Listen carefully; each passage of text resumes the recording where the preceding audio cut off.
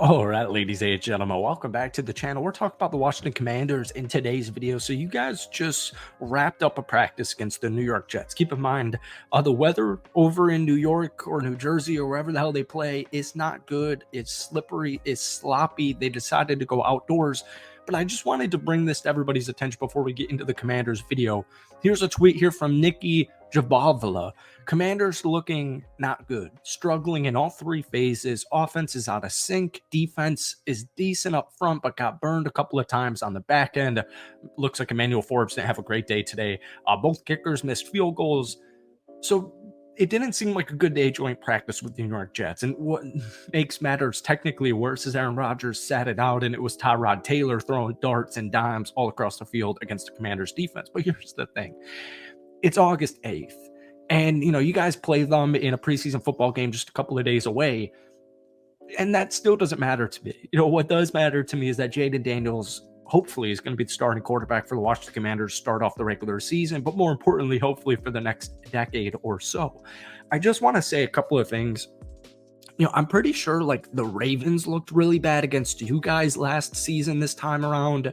I remember the Lions rush defense looking horrid against Saquon Barkley and the Giants last year. And the Lions were the second or third best rushing defense in the NFL. Like, no matter what you hear from joint practices or even first preseason game for that matter, don't overreact. Don't freak out. All right. So we're going to run through a couple of things about the Washington Commanders in today's video. But before we do, if you guys enjoy it, be sure to hit that like button, hit that sub button for daily NFL content. Commanders fans, I do apologize. It's been like 2 weeks since our last video. So if we could try and get this video to 100 likes, that would mean the world to me. Jayden Daniels hopefully is going to be the starting quarterback out of the gate. He is set to start in the preseason opener against the New York Jets. Dan Quinn said he's earned the right to do that. I don't know why he wouldn't start week one as opposed to Marcus Mariota, but it's just going to come down to, can he handle the speed, the physicality, the nuances to, just a real action-packed NFL game, whether that's preseason or regular season. He looks really good, whether it's his poise, whether it's his playmaking, whether it's his precision / accuracy. He's looked really freaking good in training camp. And there are some dogs on the defensive side of things. I think he'll start week one, but preseason, is going to give us a good indication of some type of hype. I fully anticipate, even though the Jets defense is really good and it's preseason, I fully anticipate Jayden Daniels to do his thing in preseason.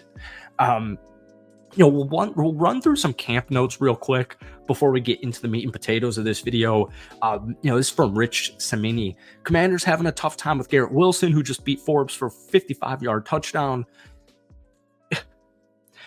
We're about to get to Emmanuel Forbes in just a second. I don't know if you guys saw the depth chart 2 days ago. Emmanuel Forbes is listed as a backup cornerback, a reserve role cornerback. Not good. He was drafted 2 drafts ago in the first round. What was it, like pick 16? I mean, it was not that bad of a pick at the time. He's just undersized. And I think he had like 6 interceptions at Mississippi State in his last year of college. Like, folks, you're playing in the SEC. You got 6 interceptions against NFL-ready quarterbacks. I think there is something there. That's something I don't like to hear, but we're going to get into that in just a second. Austin Ekeler was also returning kicks for Washington today. Something to keep an eye on. Really curious. We've only seen 1 preseason game with the new kickoff rules. Really curious to see how that goes tonight with the 2 preseason games on the slate. But this was kind of an intriguing mystery that appeared today. Austin Ekeler returning kicks. All right, this is what I wanted to get into, speaking about Emmanuel Forbes specifically. This is a tweet here from Eric Sully. Based on the depth chart released on August 6th, 2 days ago, only 8 of the 22 offensive / defensive starters were on last year's starting team. So it's a huge freaking overhaul. All right. Now, real quick on Emmanuel Forbes, listed as a reserve on the Commanders' first depth chart, but Dan Quinn said this is just the beginning of competition. Throughout camp, the top 4 cornerbacks have rotated regularly. There's a lot of football left until week 1, and he's got plenty of preseason opportunities to demonstrate, his ability and his talent. I will just say it's not looking good, and I just think it's a really good indication of what Washington was like the last couple of seasons before Adam Peters completely revamped everything about this roster, whether it's coaching staff, whether it's players. I mean, it's a completely revamped team. All right. And then finally on today, just not a great day. I got a tweet here from John Keem. Offensive line shuffling due to absences. That's not going to help out your offense. The defense had some good moments with the pass rush, but keep in mind the Jets didn't have Aaron Rodgers today, and it's just a joint practice. It's just a joint practice. So some things I really am intrigued by from the Washington Commanders depth chart is this. A couple of things. First off, Scary Terry is about to have a huge season. I think maybe this will make sense to some people because it's a little bit different, but it's kind of similar.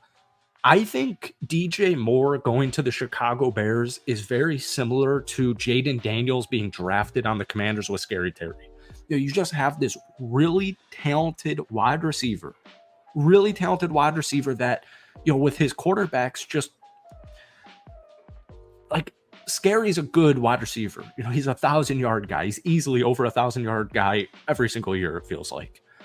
But we know there's more there, right? He's called Scary Terry for a reason. And I just think a guy like Jaden Daniels is fully going to be able to unlock him. Speaking of Jahan Dotson real quick, Jahan's had a brutal 2 years in the NFL. Injuries have definitely hampered him. I just don't think he was ever really able to get open, and I don't think all of that is on him. I don't even think half of that is on him. It just feels like in most of the clips I watched Jahan, especially last year, it's a bunch of like 50-50 balls, and you're just hoping he comes down with it. So the reason I'm mentioning this is because you guys drafted a cat named Luke McCaffrey. But Olamide Zacchaeus is listed as wide receiver number 3 for your team. He has apparently had an excellent camp. He's also had some success in the NFL. He was most recently with Atlanta. He was with Philadelphia. That's why I think they signed him in general, because Marcus Mariota was the quarterback 2 years ago when he was in Atlanta. But he's ahead of rookie Luke McCaffrey. This is kind of expected to me.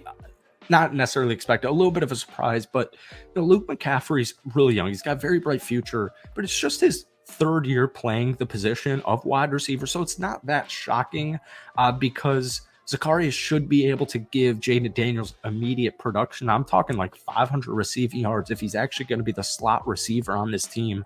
He's really small. He's listed at like 5'8", but he knows how to get open. He wins a lot of 50-50 balls. I mean, his athleticism, you see it on the field. You're going to see it tomorrow or in a couple of days against the Jets if he plays. Like, he's a smart football player. He's 5'8", and he's stuck around in the NFL. He's like, what, 27, 28? I was really intrigued to see that because the wide receiver room is something I'm a little hesitant with for the Commanders, just because, I'm thinking like, all right, man, shoot, if Scary goes down for like a week, 2 games, what happens now? So hearing that he's wide receiver number 3 and, just hearing all the praise out of camp, that gets me very excited. That's all I have from today. I don't think the Commanders reporters, I don't think they were able to take pictures or record anything today. So I'm not sure if the clips are going to match it. I apologize, but hit that like button, hit that sub button for daily NFL content. And let me know, what do you think? Who's starting week 1 for the regular season? Jaden Daniels, Marcus Mariota? Let me know down below.